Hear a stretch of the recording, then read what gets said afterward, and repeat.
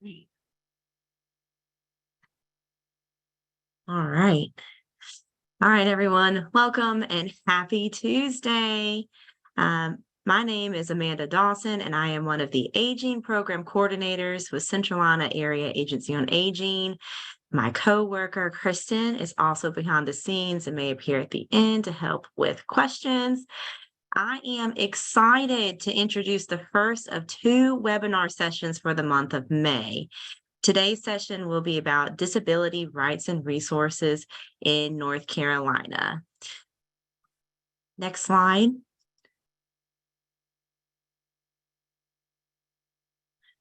All right, just some housekeeping about being in the Zoom webinar mode. As a participant, you are automatically muted. You cannot see other participants. You will see the speakers and the host. And we ask as a participant to utilize the chat box for any questions. And we will be answering questions at the end of this session. The session is being recorded. Oh, it skipped. Oops. All right. The session is being recorded and will be available after today, and any resources will be posted on the centralcarolinaaging.org website. And with that, I would like to introduce today's speakers. So our first speaker, Marty Musser, is the Advocacy Director at Disability Rights and Resources. The Disability Rights and Resources is a center for independent living, which covers Cabarrus, Gaston, Mecklenburg, and Union counties. She is a certified Americans with Disability Act coordinator through the University of Missouri. Marty serves on the board of the directors for the National Council on Independent Living as the Southeast Regional Rep, and also co-chairs the National Council on Independent Living Civil Rights Committee. So welcome, Marty. I am also pleased to introduce Samantha Nevins. Sorry, Samantha. Samantha is currently the Executive Director of Disability Rights and Resources, a Center for Independent Living in Charlotte. She is a nonprofit leader with over 25 years of professional experience implementing and evaluating health programs for marginalized populations. She has served on a number of national, state, and local aging and disability committees in both Florida and North Carolina. Samantha is a certified ADA coordinator through the University of Missouri and frequently provides ADA training and technical assistance to local businesses, schools, and municipalities as part of her work as the leader of a Center of Independent Living. Originally from Florida, Samantha graduated from Appalachian State University with a degree in health promotion, and then went on to receive her master's in public health from the University of South Florida College of Public Health.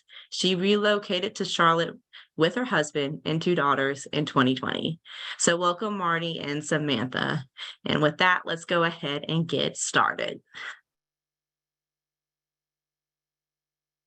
Thank you, Amanda, and good morning, everyone.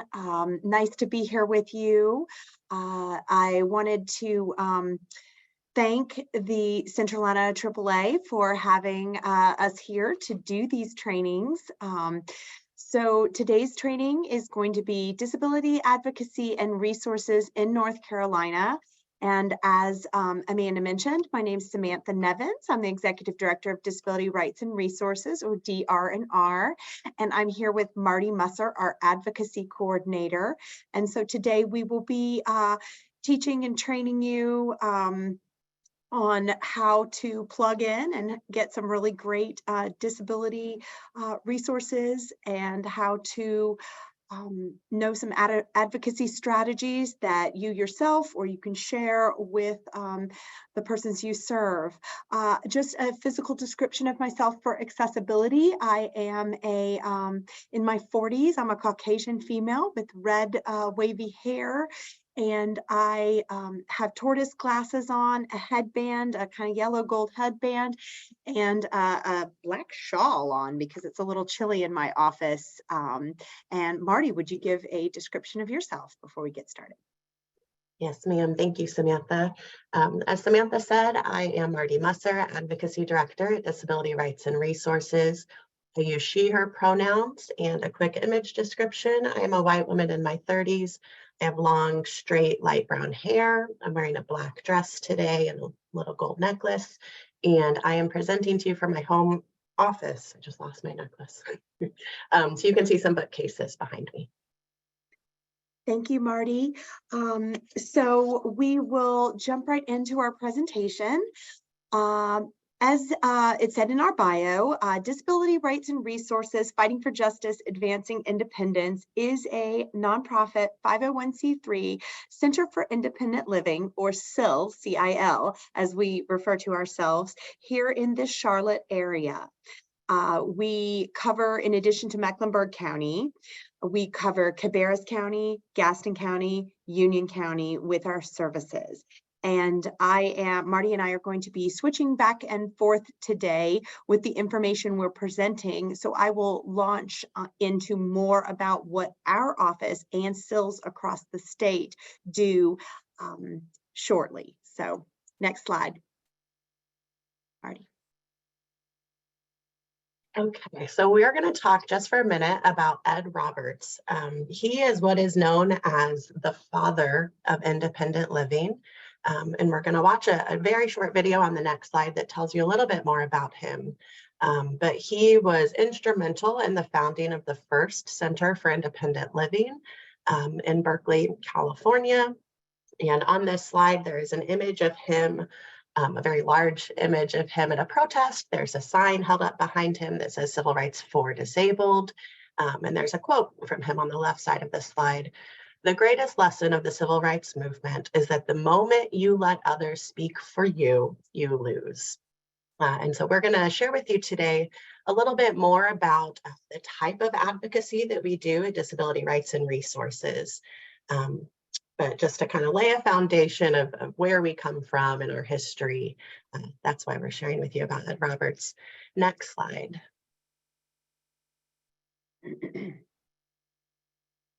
And you can go ahead and start this video.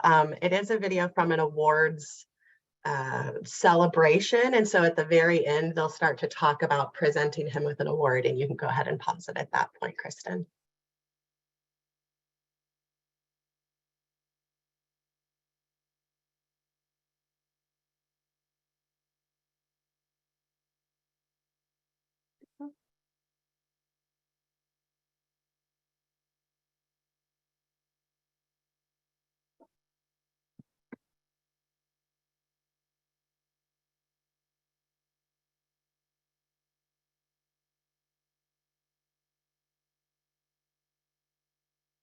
Is it loading, working?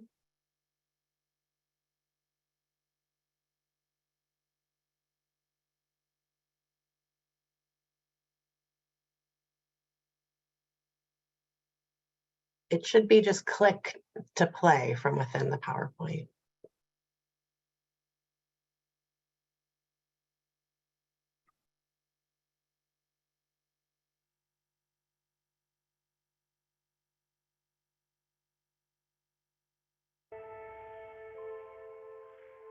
All of us in the family at one time got something that made us a little sick, but not the way it hit Ed.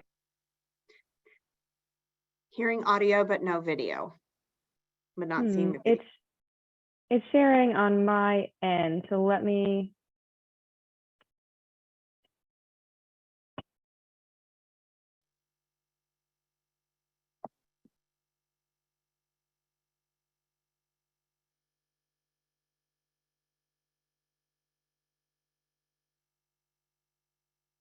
There we go.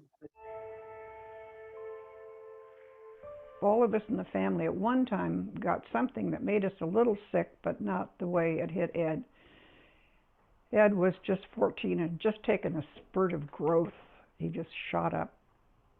But there it was, polio. They took him off to the hospital, and he walked in, and 3 days later he was in an iron lung. And he did survive the horrendous fever that goes with it. We stayed with him until early morning, and I heard his voice coming down the hall. Why are my parents still here? He was saying. I thought, well, he seems to have his brain intact. The doctor said, well, maybe you should hope he dies.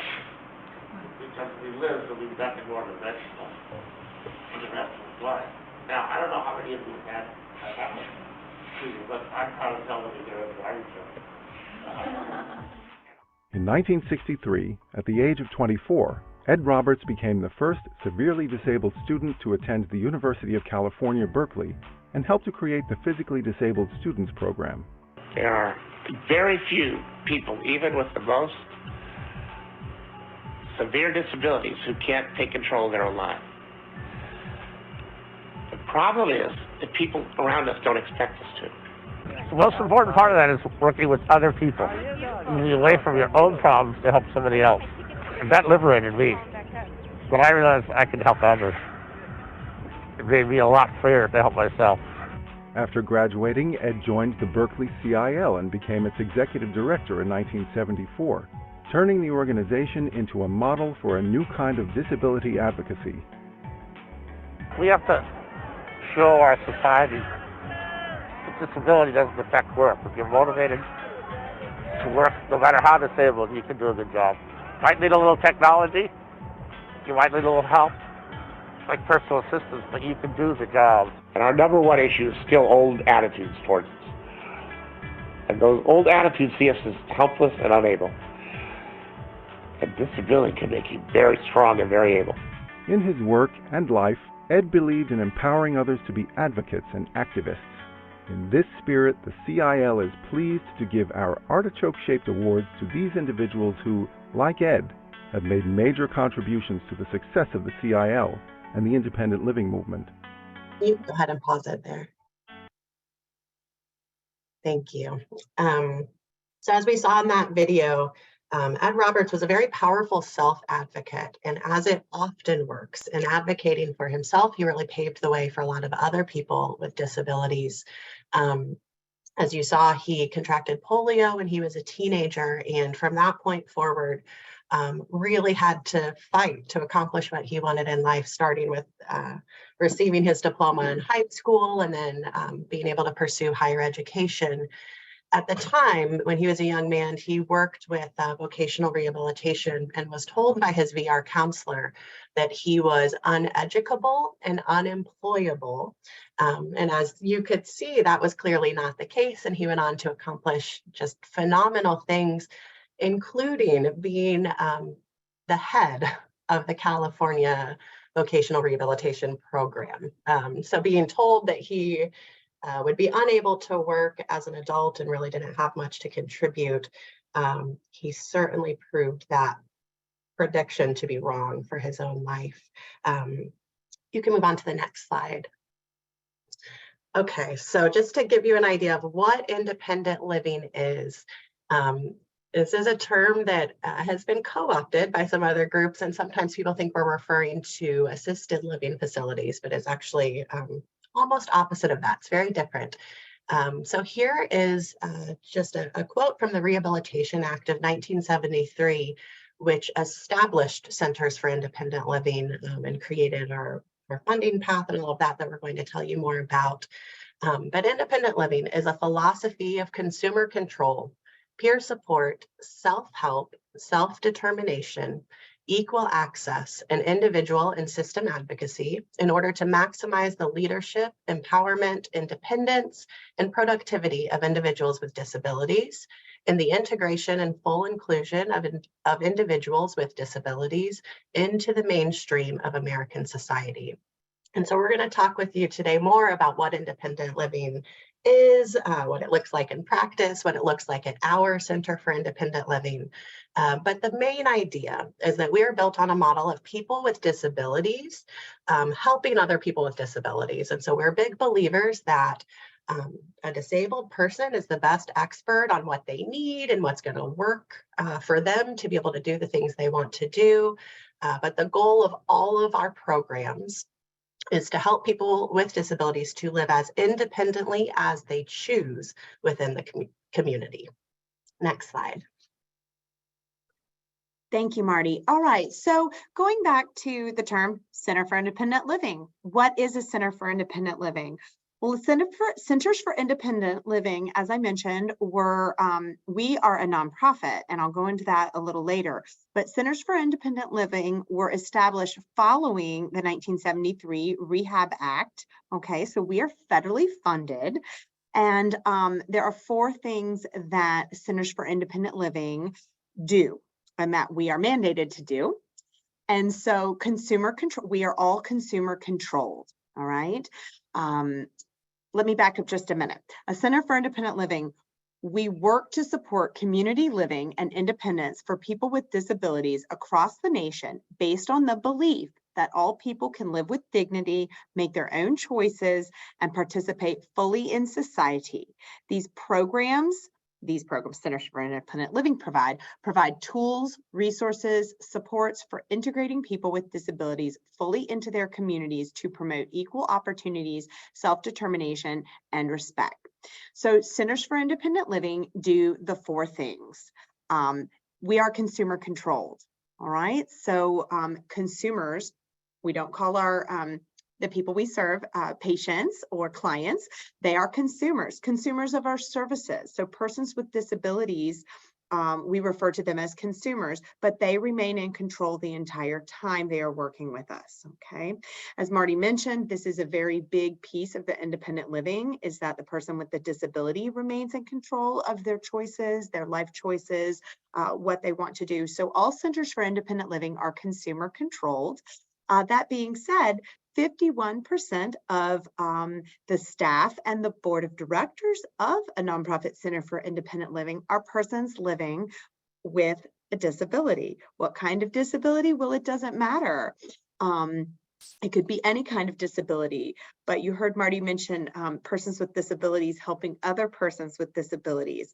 So this consumer control piece is very important because we're not an agency where we're telling people what to do with their lives. We can relate, but that consumer control remains at the core of how we operate and what we do. We are also community-based. We have been in existence since 1980 as a Center for Independent Living, and we have deep roots in the Charlotte and our surrounding counties in those communities. So community partnerships, stakeholders, opportunities that we've strengthened and developed over the years to meet the needs of our consumers in those communities.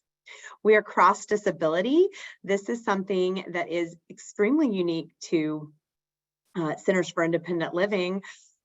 We serve all persons at all ages with all different types of disabilities. So we serve individuals with physical disabilities, hidden disabilities, mental health disabilities.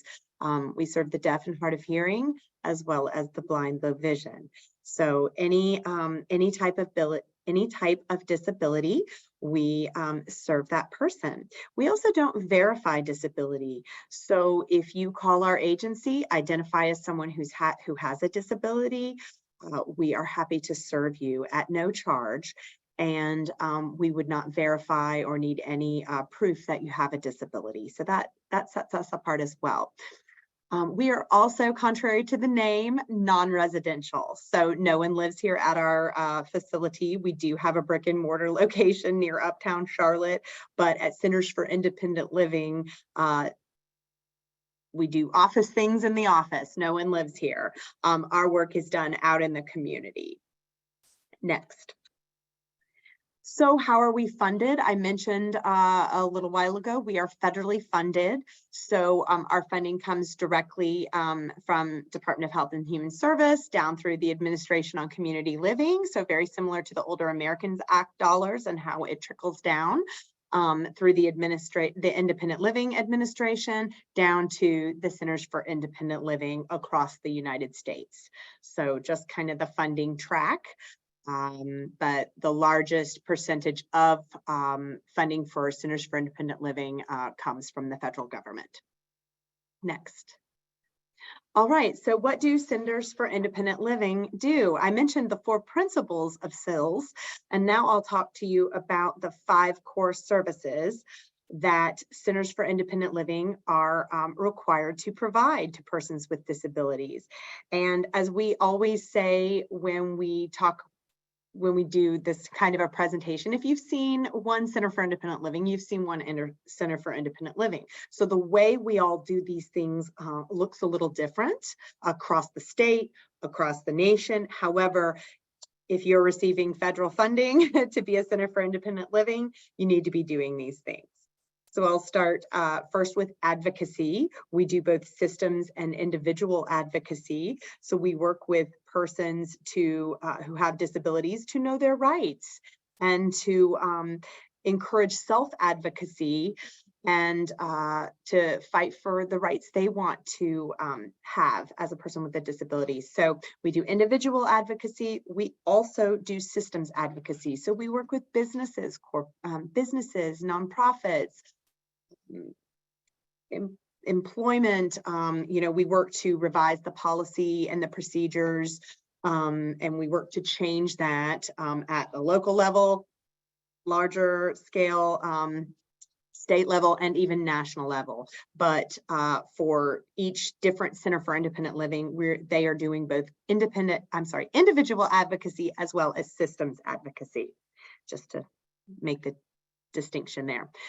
We are also providing independent living skills training. SILs do this in a variety of ways. A couple of ways it shows up is in travel training programs, teaching people how to budget and finance, providing information on how to acquire skills that would keep someone independent.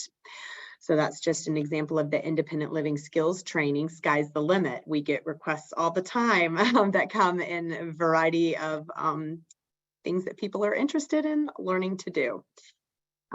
Information and referral. We have a robust information and referral department. We receive calls, high volumes of calls for persons with disabilities looking for resources in the communities where they live. And we're able to make referrals, whether it's for housing or other needs they may have, but we do information and referral.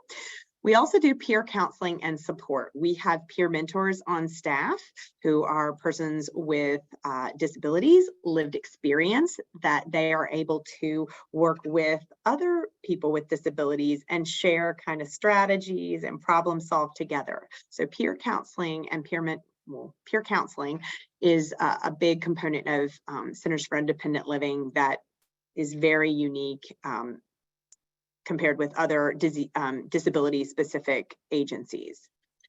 We provide institutional transition and diversion. So we work to keep persons who independent in the community so they don't either feel forced into or have to go into long-term care facilities, or we also help them transition out of long-term care facilities. As you heard Mr. Ed Roberts say, that it's there are very few reasons why someone could not, with the proper supports in place, live independently. And then lastly, we work with the youth age to help them transition to their life, to living a life independently. Maybe they have been living with their parents all their life, going to school, and they've had all of these kind of built-in supports in place. We work with them so that they acquire all of the other skills that we have on this list so that they can go forth and live independently in the community, doing what they want, how they want it, when they want it, etc. Next slide. So many SILs do other things in addition to those 5 core services. Some SILs have psychological counseling, personal assistance services, physical therapy, assistive technology, support groups, housing assistance, transportation, mobility training, recreational opportunities, and service animal training. So just kind of to share with you, in addition to the 5 core services, which we'll dive a little deeper in about how we do those things, if you hear about a SIL in another place, it could be that they are doing one of the things on this list as well, or several things on this list as well. So, it's a wide range of additional programs that can be added or be put in place to enhance the 5 core services, depending on where you live or depending on where someone lives. Next. All right, so we have another video. We've got to keep you awake this morning. We have a really great short video that will summarize what exactly a Center for Independent Living is. So Amanda, would you tee that up, and it can run its entirety. As I'm in the midst of applying for residency right now, wish me luck, Grammarly has again been a lifesaver with my application in helping me write my personal statement. And what is a Center for Independent Living? A Center for Independent Living. You can call it a Amanda, time out. I hear it. I don't see it again. I'm sorry.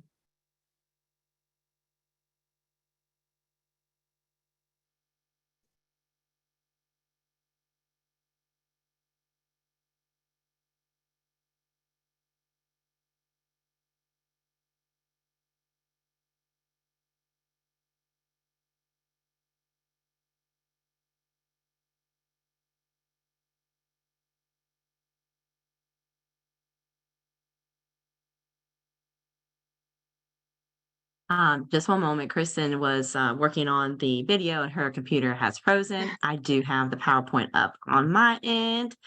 So I will go ahead and scroll to that and get my screen shared.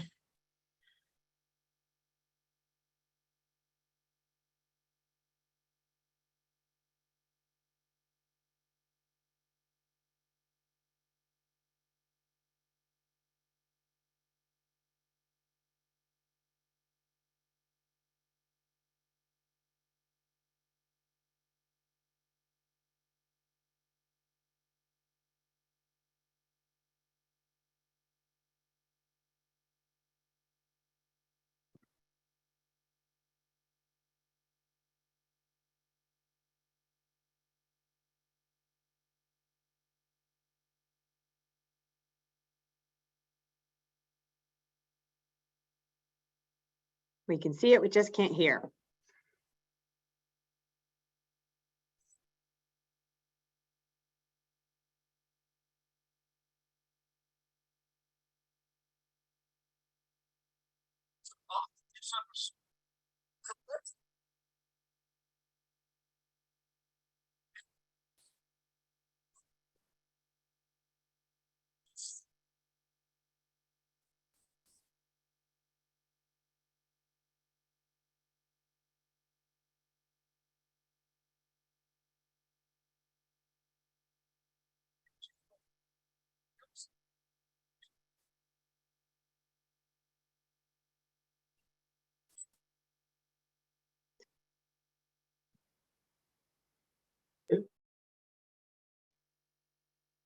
We can see, but not hear.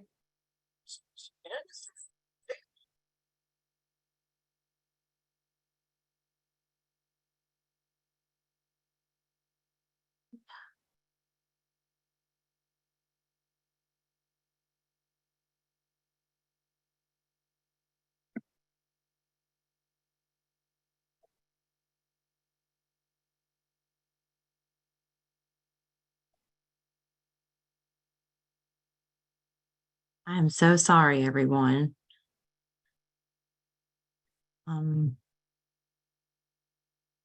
We can skip the video and go back to it. Okay. Okay. Let's keep going.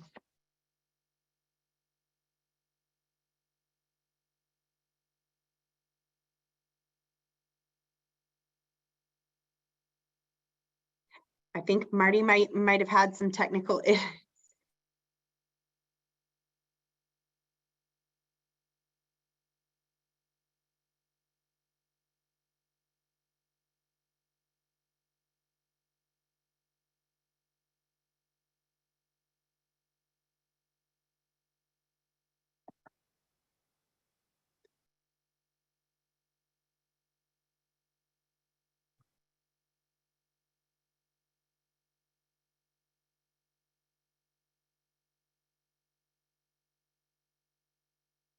Are we? Okay, perfect.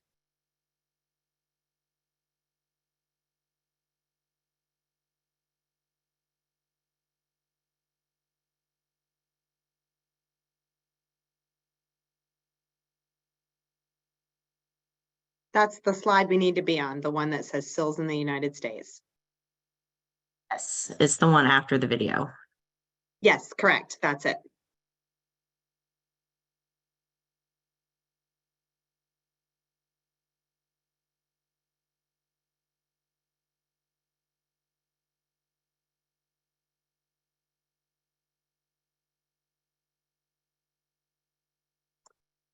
I can talk from this one. Okay, yeah.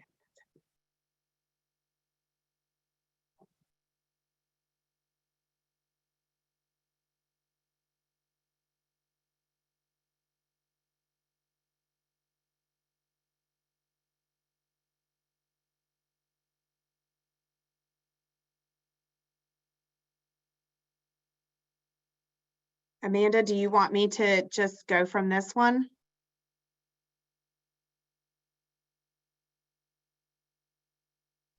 Yes. Okay. And this is being shared, everyone can see it. Okay, so we'll come back to that video. So SILs in the United States, as I mentioned earlier, we are a SIL in North Carolina, and we are one of 7 SILs in North Carolina, but there are over 340 centers for independent living throughout the United States. And it says here with additional 224 satellite locations. So that's one SIL operating multiple locations. Our service area ranges from 1 county to a dozen counties. We happen to have 4, but I'm going to show you a map in a minute that will show you the other Center for Independent Living in North Carolina, and you'll see how the county distribution, so much like the AAAs, we have a planning and service area that we operate our programs and services for those who need it. The average service area, though, is a little over 5 counties, almost 5 to 6 counties. And 60% of the US counties receive services from a SIL. So what does that say? There's still 40% of the US and 40% that is not covered by a SIL at this time. We still have more work to do. We're always looking to expand the service area that SILs cover, but at this time, this is kind of the picture, the big picture of Centers for Independent Living across the United States. Marty, do you want to jump back in, or do you want, we're almost at the map. We're at the map now. Yeah, I apologize, everybody. The tech gods are not in our favor today, I feel like, with this presentation. So I lost my internet connection for a moment, but thank you, Samantha, for covering that. Of course. You can go ahead to the next slide. Okay, so here is a map of the state of North Carolina, just to give you an idea of the other centers around the state. If you'd like more information about some of the other centers here, the North Carolina Silk is a great resource to get that information. And they actually have an even more updated map on their site right now than this one, but just to give you kind of the rough idea of how many centers we have. As you can see, like Samantha was just saying, the bulk of this map in North Carolina, the white counties you can see are counties that are not covered by a Center for Independent Living. So hopefully we will be able to kind of spread the reach of centers in our state in the future. But the North Carolina Silk website, I can put it in the chat, but it is just ncsilc.org. You can also find information about Centers for Independent Living in every state of the country by going to ILRU's website. That's Independent Living Research and Utilization, that acronym. But their website is just ilru.org, and you can search their directory of centers by state, by zip code. It's a very good resource. Next slide. So we have our own spin on the independent living movement, and as independent nonprofit, we take this philosophy of independent living a little further. So I'm going to read to you kind of the tenets in which our agency stands. Independent living is based on the fundamental understanding that all people should have access to the same privileges, options, and control over choices in their own lives, whether or not they have a disability. We believe there is dignity of risk, living as we choose, and making informed choices, even if others do not agree with those choices. We also believe that those we serve must want to do something with their lives, and we will do anything within our power to assist those who are willing to work towards independence. And we also embrace a concept called lowered to equality. And that means a person can be special or equal, but never both. So just to go through each of these bullet points here.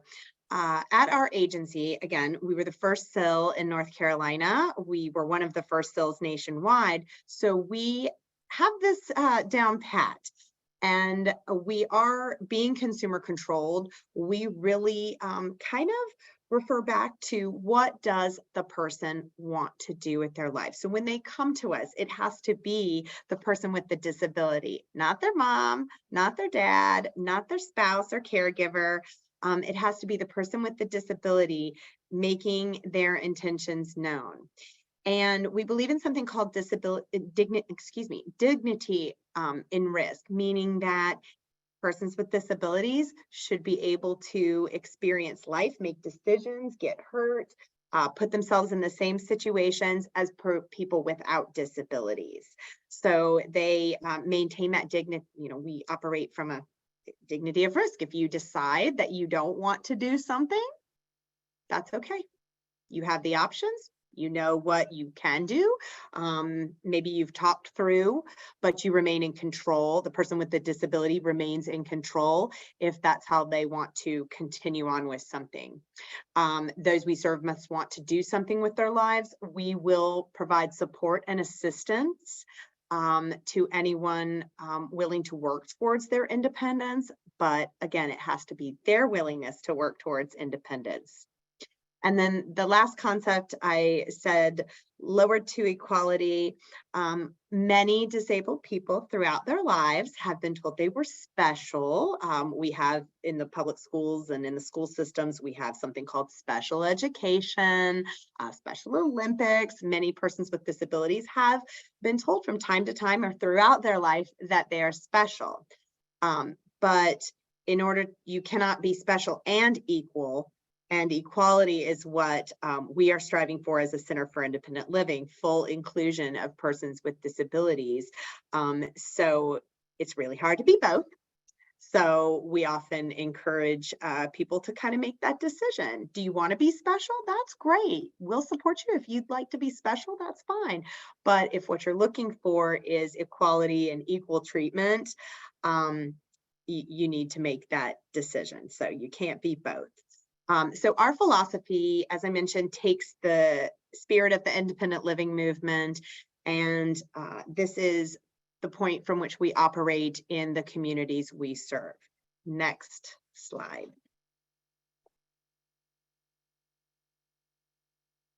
All right, so our core services, as I mentioned, all SILs are doing these things, but advocacy, individual and systems advocacy. Marty's going to talk with you in greater detail shortly about self-advocacy and principles of advocacy. So we do work with individuals here in our 4-county area who may have faced discrimination at work, or who want to know what their rights are when it comes to voting, when it comes to employment, or just knowing enough to be able to be their own self-advocate. And we are happy to help them get to that place so that they can advocate on their own behalf.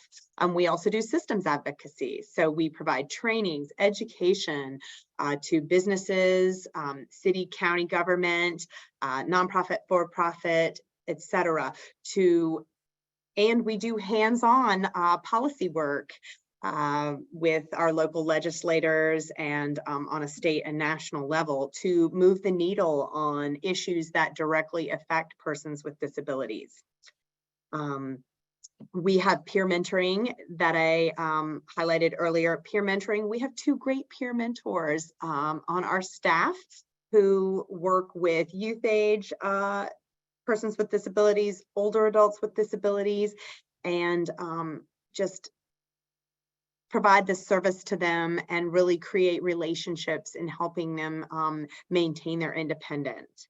Independent living skills, something our agency has a real niche on in the community is we have a Let's All Go. We have a program called Let's All Go, and it is our independent living travel training program, which works really nicely for older adults, disabled older adults who, maybe due to their disability, they're no longer able to drive, so they kind of transition and remain independent wherever they live by learning how to properly navigate public transportation in all 4 of the counties we serve, or even knowing how to arrange their public transportation or their special transportation, etc. So we have a robust independent living skills training program that does travel training in the communities. As I mentioned earlier, we are also doing hands-on independent living skills training. So we have high schoolers who are coming in our office learning how to make appointments, learning how to cook, learning how to participate in social activities. We also have information and referral. If you need anything disability related, give our agency a call. Our services are all free, and we have highly trained staff that can get you the information you need. And I'll stop right there because we have a long-standing community partnership with the AAAs.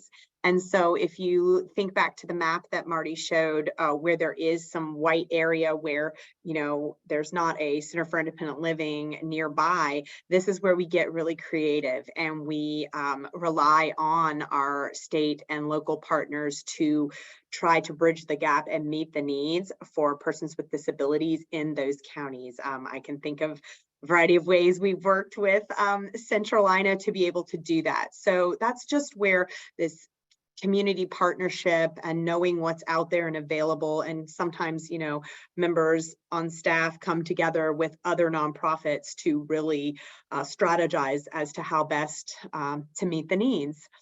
Our work is far from done, obviously, just as many of your work is done. There's always problems to solve and new challenges that we face.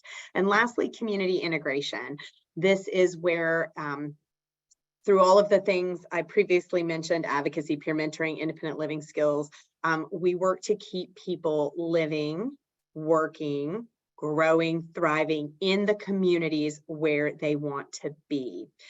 Marty can give you a more detailed example of this in her advocacy portion, but if someone who has been in a long-term care facility or a nursing home says that they want to go back into the community, we work with them to put the supports in place so that they can live in the community.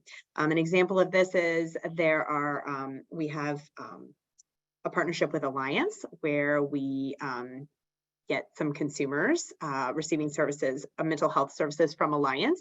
And part of what will help keep them in the community is if they reconnect again with some social activities, learn how to make friends, get to the library, go bowling, do whatever they want to do. And so this community integration piece is a very big piece of what we do at our agency.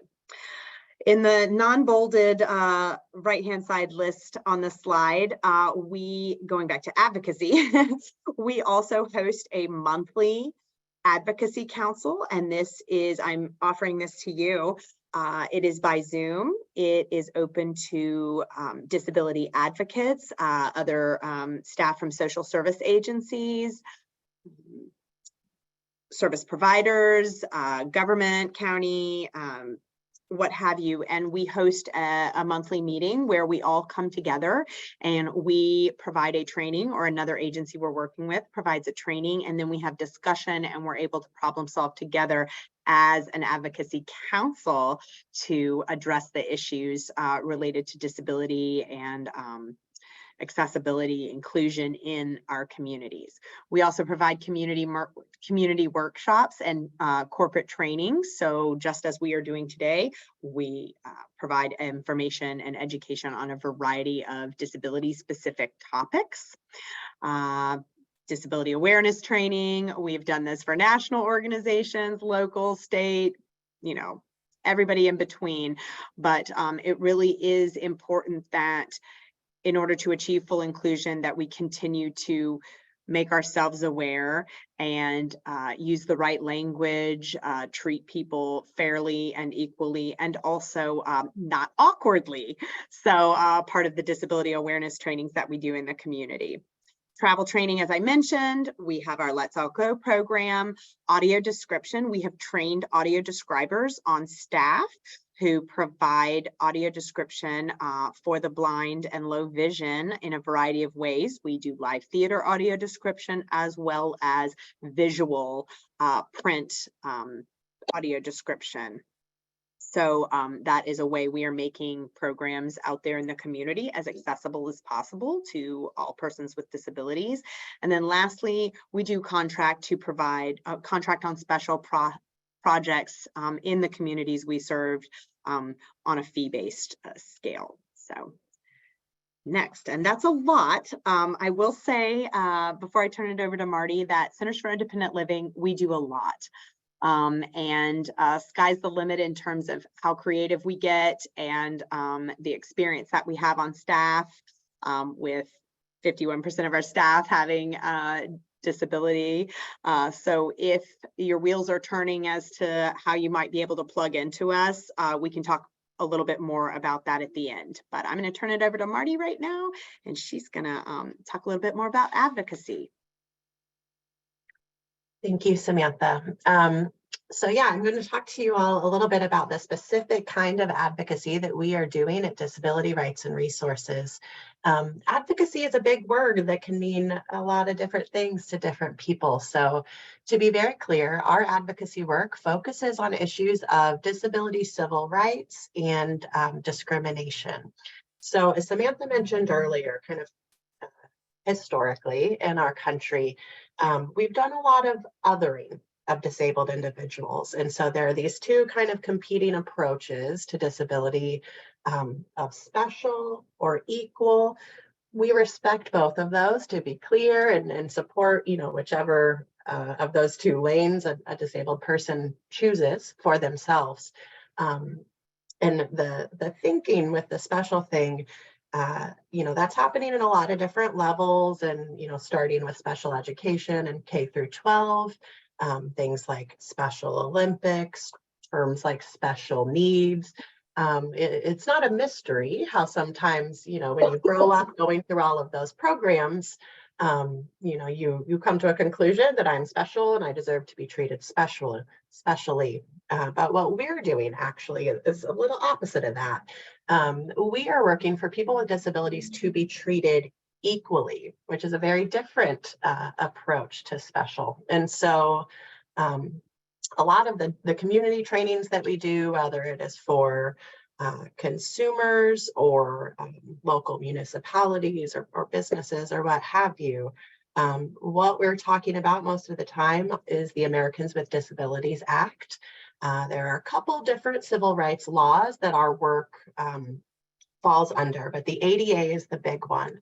And so what the ADA does, it is not mandated special treatment for people with disabilities. Instead, it's in line with the Civil Rights Act of 1964, if you're familiar with that, but it is leveling the playing field. And so it is just working to give people with disabilities an equal opportunity to participate in our society, whether that is in an employment context or dealing with state and local government or interacting with a business. That is kind of the overarching goal of what's happening in the ADA. Some of the other civil rights laws that our work is informed by also include the Fair Housing Act, the Air Carrier Access Act, The Rehab Act, which we mentioned at the beginning, that kind of created the path for Centers for Independent Living to exist in the world. But what it also did, the Rehab Act, was it prohibited discrimination at the federal level, so within all of our federal programming, as well as any program that receives federal funding. So that kind of set the stage for this idea that people with disabilities have the right to be treated like everybody else. And so another important thing to know when it comes to our advocacy is that first and foremost, we promote the self-advocacy of our consumers. So we are not trying to necessarily like swoop in and fix people's problems and advocate on their behalf. Instead, we are working towards advocating alongside individuals. And so we really make a point to invest in the self-advocacy of our consumers. A big part of how this happens is by arming people with information. We're big believers that knowledge is power. And when you understand very clearly what your rights are, that makes it a little easier to kind of fight against when your rights are being violated. And so we do a lot of education within our community, both at the individual level as well as more systemic levels. But that old expression of, you can give a man a fish and he eats for a day, or you can teach a man to fish and he can eat for a lifetime. So we're kind of in that latter camp of those two options where we ultimately want our consumers not to need us. And so if we can empower everyone in our community to be their own self-advocate, it's a little strange, but ideally, if we could do the work to put ourselves out of business, that's what we would do. So we're very upfront kind of with our goals on that level. But so community education, as I said, is a big part of this. I'll point out, so being a civil rights advocate, that is a little bit different from something like a patient advocate or a mental health advocate. Because of the nature of disability being so intersectional, meaning that those of us who are disabled, that most of the time is not our only identity. We very much believe in supporting, the holistic self of our consumers, meaning that our advocacy, it does overlap sometimes with patient advocacy or mental health advocacy or housing advocacy. Just by the nature of what it means to be a disabled person in our society. But our focus with our advocacy work is on civil rights issues. This community education, the last point on this slide, as I shared, a lot of this is doing Know Your Rights presentations directly to consumers. We do those pretty frequently with different support groups in our community. We speak to college classes, but we also provide this education at that systemic level. So meaning for state or local government, we have very good close working relationships with many of the municipalities in our service area. And so on the systemic level, a lot of this community education is focused on the Americans with Disabilities Act, whether it's for the city of Charlotte employees, making them very clear on what they are obligated to do under federal law, as well as Samantha has mentioned, to private companies or businesses, how to interact with their customers who have disabilities, and how to be sure that they are providing equal treatment and equal opportunity across the board for everybody. Next slide, please. Okay, so we are going to give you just a tiny snippet of our Know Your Rights presentation and just talk through some basic self-advocacy strategies. This might be useful for all of you in your work, or possibly just to share on with any of your clients or consumers that you work with. But so just to give you a taste of what our Know Your Rights presentations are like. And so these are just kind of general overarching advocacy strategies. They can be used in disability rights specific situations, as well as any other advocacy situation. So the first one, this is a slightly different version, I think, than our final version. But so know your rights is kind of the foundation of our self-advocacy, meaning that when you know clearly what your rights are and what you are entitled to, that confidence in that knowledge can go a long way in really feeling empowered to request, what you are entitled to. So we do a lot of work to make sure that everybody within the disabled community in our area knows very clearly what their rights are. Next, to put things in writing. This is helpful for a couple reasons. One, the main one, is that there's a clear record of everything that was said and what interactions occurred. So when a person with a disability is requesting, let's say, to be accommodated, whether it's from their employer or perhaps because they're participating in a community event, whatever the case may be, we do encourage people to put that in writing.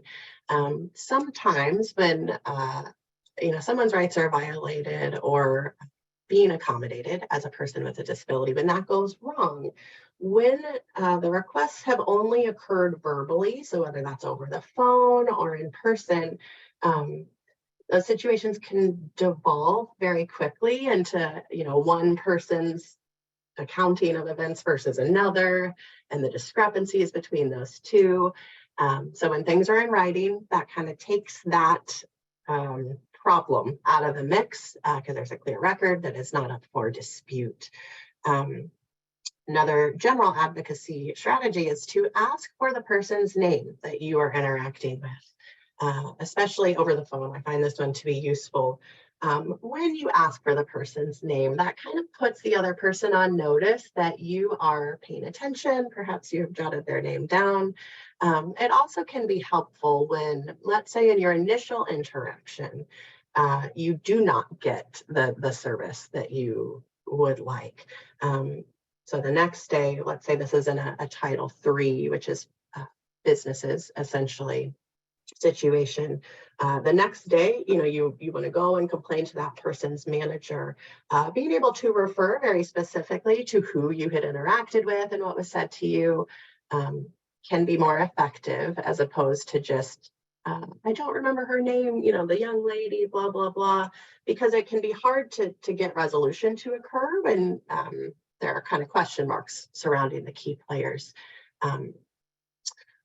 Moving on, work your way up the ladder. And so what we mean by this is that you start with the person across from you, whether this is a service counter in a business or whatnot. Start with that person, tell them what you're trying to do or how you would like to be accommodated. If they are not able to accommodate you as a person with a disability, then you begin to work your way up the ladder. And so that means typically, especially in a retail type setting, you then ask for that person's manager and try to seek resolution there. If that doesn't occur, then you continue up the ladder. So that might mean, moving on to a regional manager or a district manager. What I see sometimes with people with disabilities, again, this is very particular to Title III, which is public accommodation or business, is that they might have a negative experience at a Taco Bell, let's say. And so they will then, find information for like the CEO of Taco Bell and send that person a very angry letter about the poor treatment they received or how their rights were violated. And when you jump straight to the top of the ladder, the problem with that is that very often then the response you might get from that kind of head person is, oh, well, if you had just talked to so-and-so, they would have made that right for you and fixed that situation. So when you're being diligent and kind of working your way up the ladder, that takes some of the wind out of the sails of that argument of, oh, you just didn't talk to the right person because they would have fixed your problem. Use a deadline is the last strategy on this slide.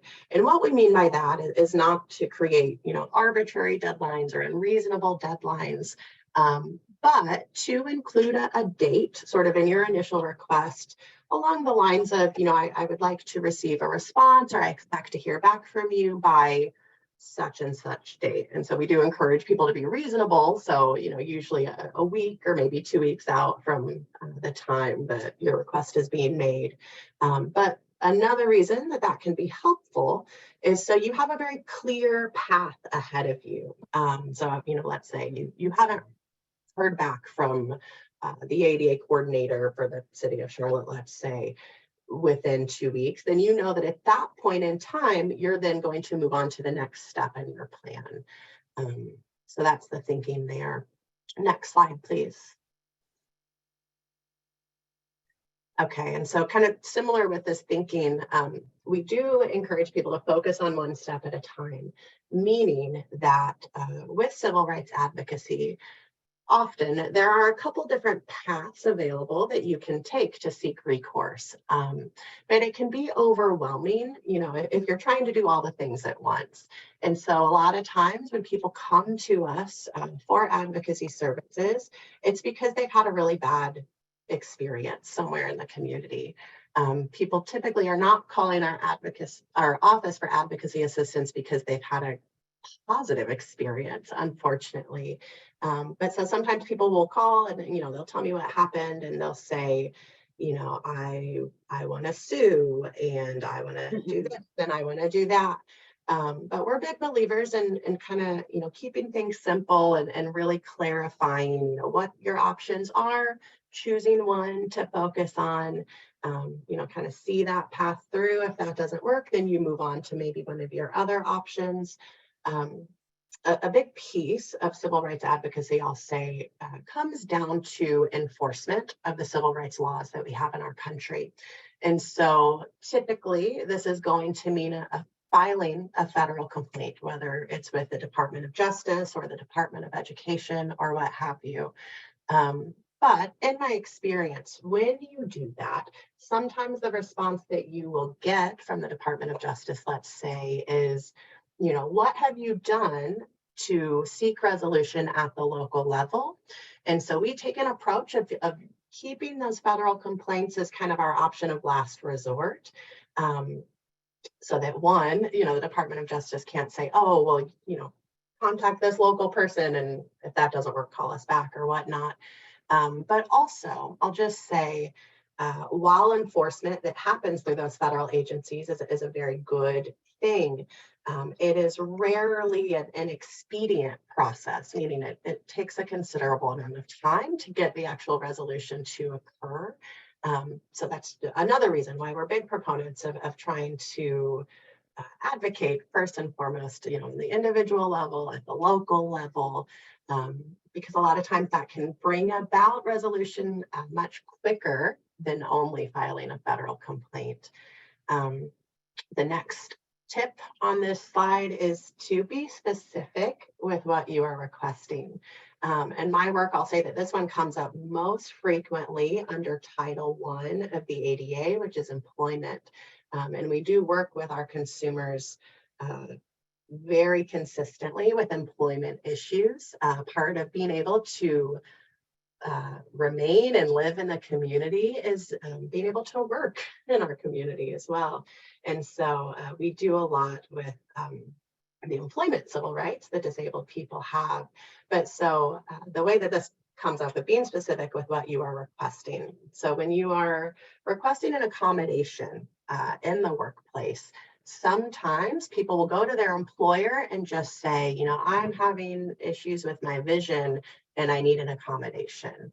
The problem with that is most of the time that the supervisor or even an HR, person you might be interacting with, they still don't know what it is that is going to work for you as the person with the disability the best. And so this ties back to what we were saying earlier about positioning disabled people as the highest level of expert of what it is they need. And so continuing with this example in the employment context, it's a good idea to be very specific and request, very specific accommodations in the sense of, I would like some screen reader software that I can use on my computer, or I would like a screen magnification device.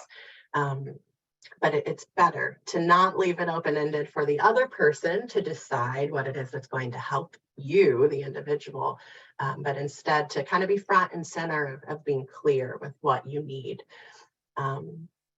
So that's the thinking there. And then finally, the last strategy here is to ask for help when needed.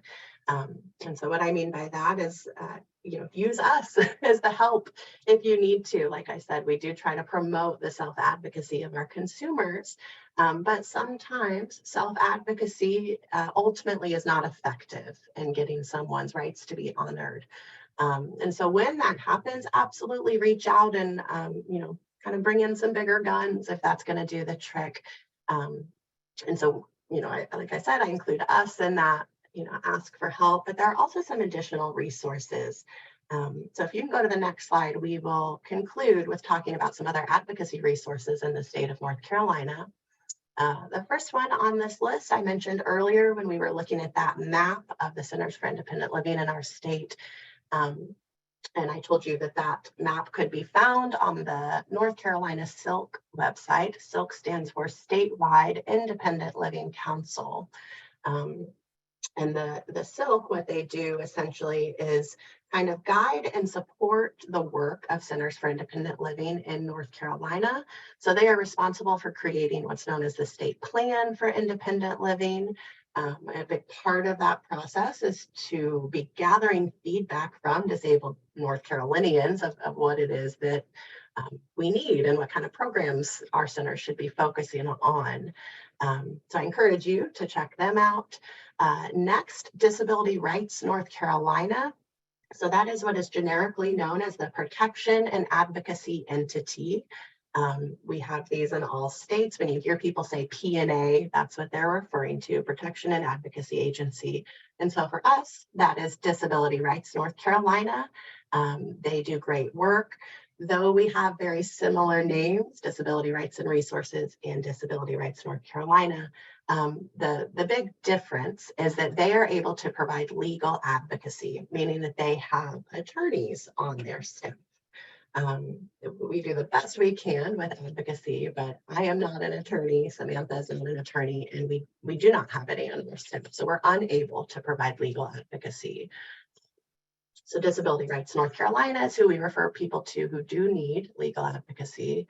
The next one on this list is Council for Children's Rights. They are based in Mecklenburg County, but I believe much of their work extends beyond that specifically. But what they do is, children's rights, that doesn't just mean disabled children, but all children.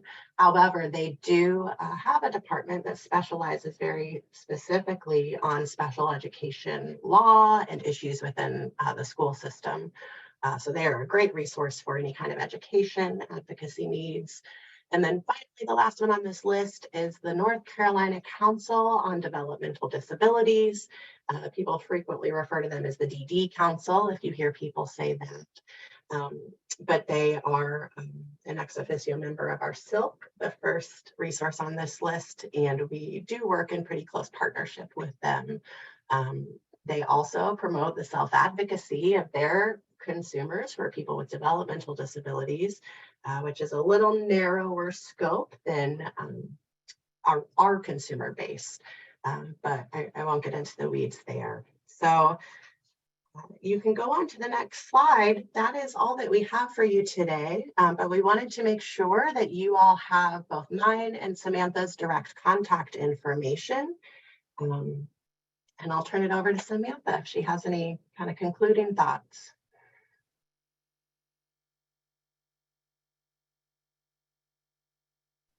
Thank you, Marty. I know I have one question in the chat right now. Someone asked, Melanie Lyles asked, how do you ask for a job coach? Great question. Yeah, and so there are a couple different ways to go about that because there are multiple different entities that provide supported employment services, which include job coaching. My first recommendation would be to reach out to your local vocational rehabilitation office or VR. That is our state program that works on supported employment. Although there are other, more private nonprofits like Easter Seals, UMAR, I saw someone mention in the chat. there are a few different outfits that provide job coaches. And so, I encourage you to reach out to any of them. It'll depend on the area of the state that you're in, who is most local to you. But that just kind of brings to mind a distinction that I'll make for you all. So we can provide kind of those soft employment services as part of our independent living skills training. So this is, creating an interview or, just kind of generally talking about employment, but we do not have job coaches at our office. And for any of you who don't know, a job coach is someone who kind of works side by side with a person with a disability to learn how to do the job they've been hired to do. Typically, the idea there is that a job coach will kind of fade into the background, so they're not going to continue to go to work with someone day in and day out, but usually, just for a couple of weeks to help someone become, confident about the job that they've been hired to do. Thank you, Marty. A couple of things. I put in the chat I got some questions directly on how to become a member or to plug into our monthly advocacy council trainings. The good news is you don't have to formally become a member. We have an open advocacy council meeting once a month, second Thursday of every month. So we have one in another, this Thursday. I put the link in the chat for how to sign up for our newsletter, which we send out the upcoming reminder for the next Advocacy Council meeting. So that is happening this week if you want to check it out. You have our phone number here, both of our email addresses. We're very grassroots and we're very approachable staff and people here at our agency. So please do give us a call. Marty just put in the other national disability rights and independent living organization information. I will kind of conclude with, because I know we'll be back in another month. And so if you want to hold your questions till then, that's fine. But in the meantime, reach out to us. I will say, if you've met one SIL, you've met one SIL. We are a network of dedicated people with lived experience and disabilities working to make the world a better place. So please do plug in with us, whether it's for resources, training, guidance on the ADA, as well as, just a referral for someone you know. So hope we haven't overwhelmed you today with all things SILs and advocacy, but I know that it's good to have another resource out there, and we've been doing this a long time. Our work is far from over. So please give us a call and we're happy to help you out. Questions? Any other questions?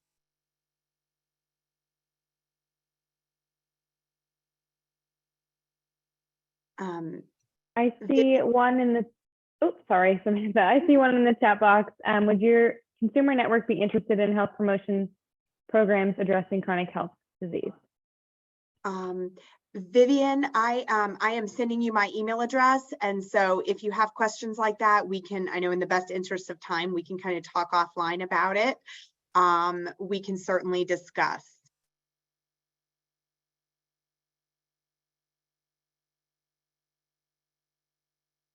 All right. Oh, we got one other question. Oh, is this webinar being recorded and how can it be assessed again? I can answer that. Yes, it is being recorded. You can go on the centralanaaging.org website, and at the top under the education section, you should be able to click on that, and then there's a drop-down menu where it says recorded presentations, and it should be posted shortly after today. Okay.